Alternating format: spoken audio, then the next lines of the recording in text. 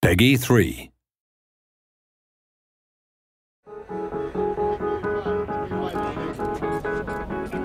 Hi and welcome to the next Formula 1 2010 DevDiary.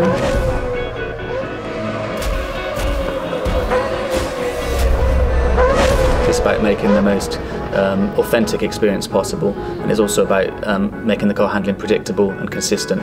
I think there's huge interest in terms of the balance that we have for arcade or simulation handling, and personally my preference has always been to go down the simulation path. You can make a realistic sim easier to play for somebody, but it's very, very difficult to take an arcade handling system and make that appeal to the people that prefer the simulation handling. Yeah, well, I'm the Brawn test and reserve driver from 2009. Part of that job is developing the simulator as well. We've had access to the teams, to the engineers, to the drivers. So what I do is try and bounce my level of expectation off Ant, who gives us a lot of feedback week by week.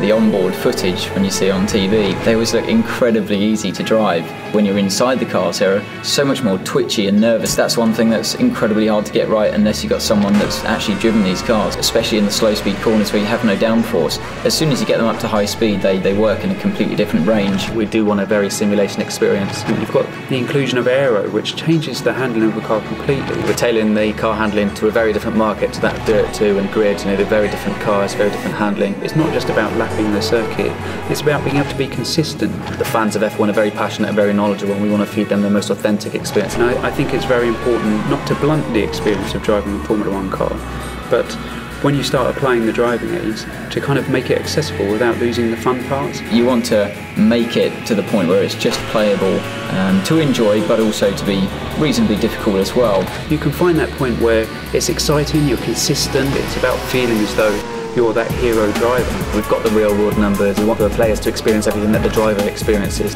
From the real car to the computer game, it's very realistic. Handling is key in Formula 1.